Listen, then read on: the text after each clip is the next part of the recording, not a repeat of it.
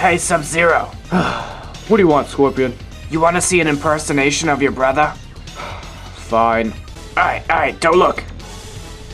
Alright, check it out. Ta-da! You're so mean! What? I thought it was funny. Well done.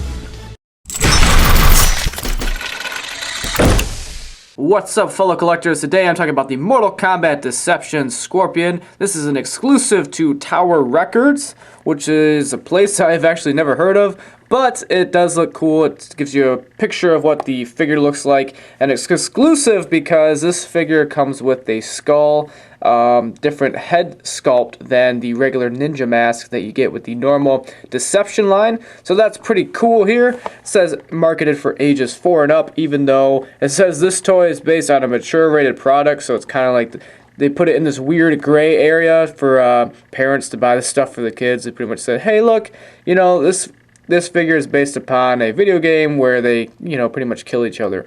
But, you know, it's for ages 4 and up, so whatever. So you get a picture of Mortal Kombat Deception up at the top here. Get Midway, Jazwares, Tower Records exclusive down at the bottom. On the back here, there's really nothing going on, or on the sides, and that's pretty much it. So I'm going to go ahead and open this figure up and review it. Alright, I got this figure opened up, and, you know, it's a pretty good figure. I didn't have anything really break on me, but the joints do feel really loose and kind of floppy. Does feel like if you put a lot of wear and tear on this figure and posed him a few times in different spots, he probably would have a joint snap on you here. Doesn't feel too sturdy, so that's pretty unfortunate. Now, this is pretty much the same variant as a Deception Scorpion that we've already seen from the Series 1 line. Same exact sculpt, same exact mold. Little variances in paint, but you're going to get that because they paint the figures a little bit differently. You know, the person over at the factory painting them. But the only difference that I see is obviously the head sculpt. Now, I really do like this skull here. I think that's a really, really great sculpting on it. You know, you can see all the teeth, all the lines, and where the eyes would be. All the sculpting all over the skull looks great. You see little cracks and crevices here like it'd be like actual bones, so that looks nice.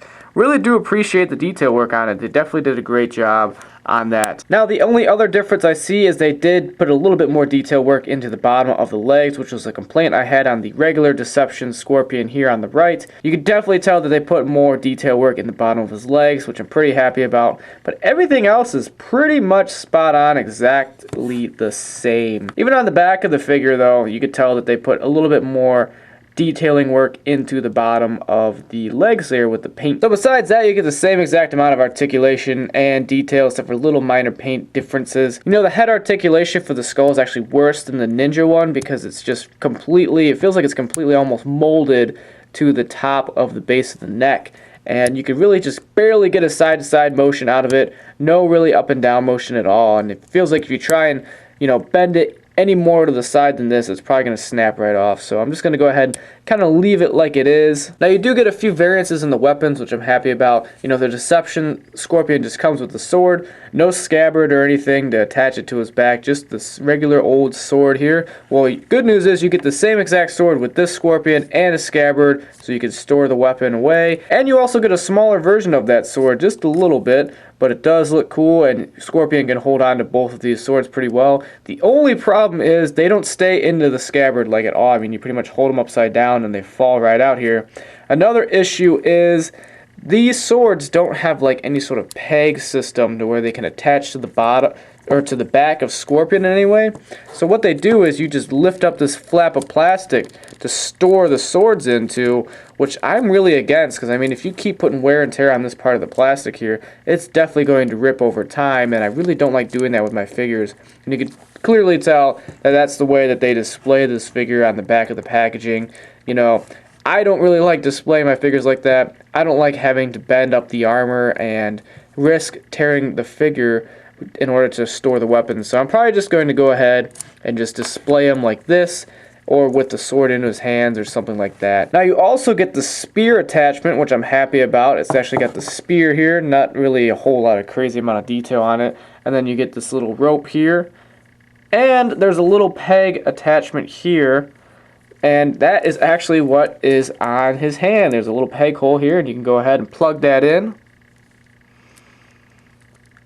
Actually plugs in nice and snug, so I'm happy about that. So you can go ahead and probably just wrap it around his hand and kind of drop it down. I wish this was more of like a chain instead of like a little piece of rope, but you know, I guess it works out. It'll work out for the purpose of what I need it to be. I'll probably end up swapping it out for a chain that I'll customize myself.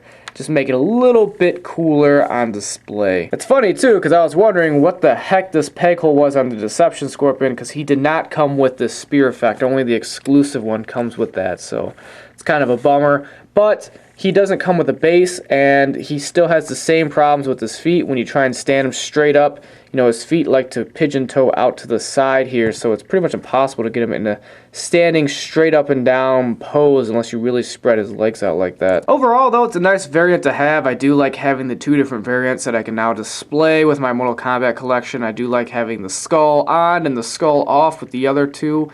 I do think that's good, and you also get that spear accessory, which you didn't get with the normal Deception Scorpion. He also does have a little bit better paint detailing on him than the normal Deception Scorpion. So, I mean, if I was going to choose between the two, I'd definitely get the exclusive. I think that looks awesome. Plus, there's other Scorpions, you know, in the other Jazwares lines that all have just the regular ninja mask. I think they look better than the Deception Scorpion anyways. So, if I was going to choose any between these two Scorpions, I'd definitely pick up the one with the skull head on it. So that's pretty much it, guys. Definitely pick this guy up if you can find him at a cheap price. I pretty much collect all of the Scorpion and Sub-Zero stuff. Pretty much all the Mortal Kombat stuff. I'm a huge Mortal Kombat fan myself, so go ahead and check out my channel. I got a ton of Mortal Kombat reviews on there. I also collect other lines as well, like Halo, Mega Bloks, Walking Dead, Star Wars, and all that other good nerdy stuff. I put animations in all of my reviews.